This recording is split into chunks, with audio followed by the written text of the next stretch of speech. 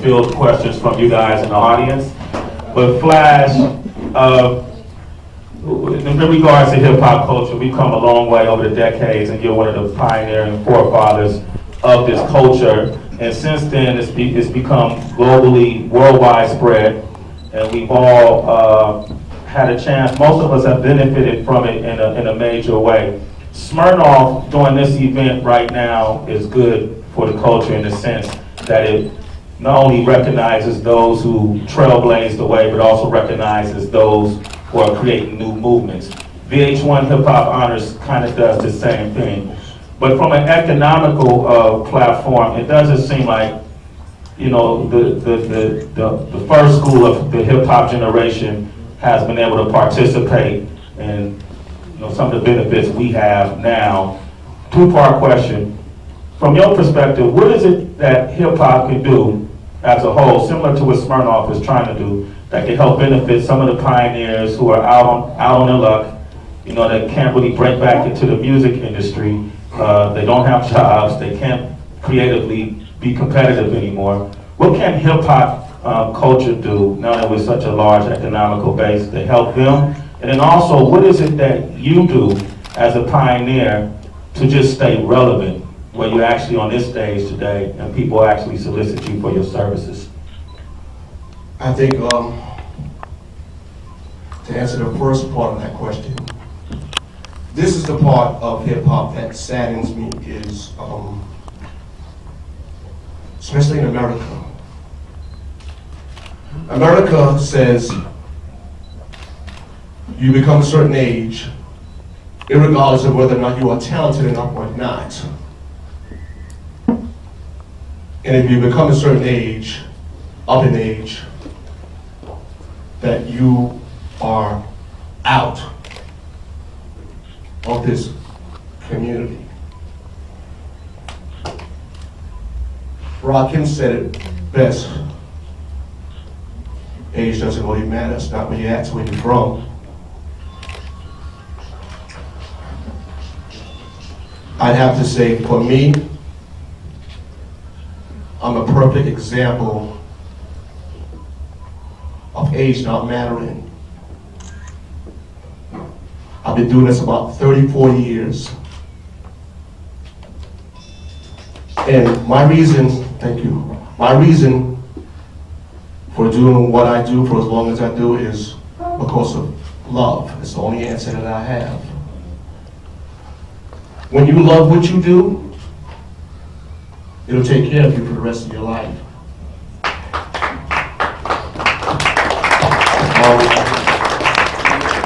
This hip hop thing for me is like a relationship.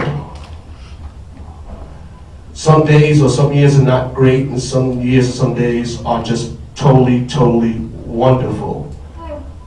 I know for a fact I have abundance of knowledge, I have abundance of information, I have abundance of skills that I can share with this whole world that wants to know the actual, you know, essence of where this hip hop comes from. And if we can just stop putting age on this thing, for one,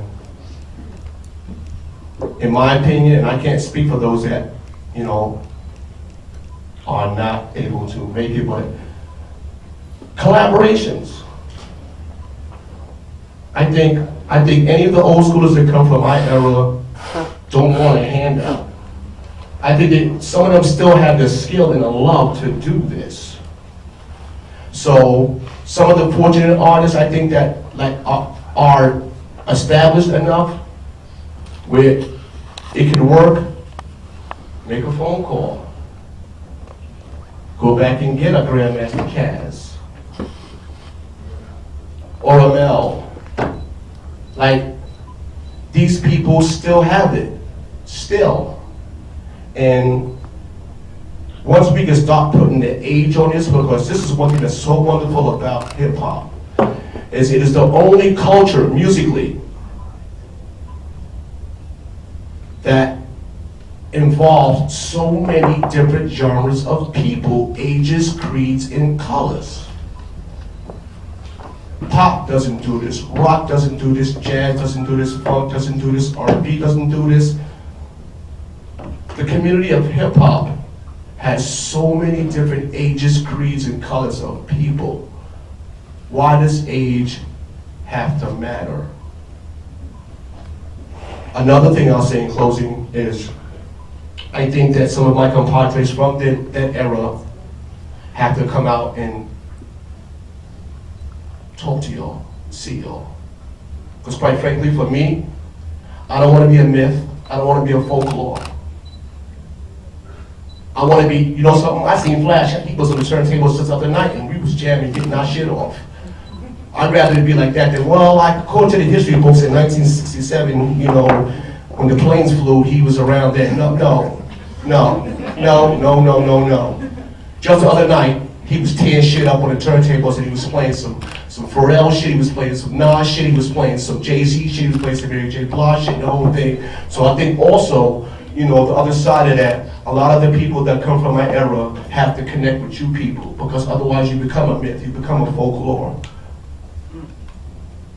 And that's one thing I do not want to be. I want to become a myth and a folklore when I'm laying in my casket. Other than that, while I live, while I breathe, I'm here now. I'm not old school, I'm not new school, I'm all schools. I'm now.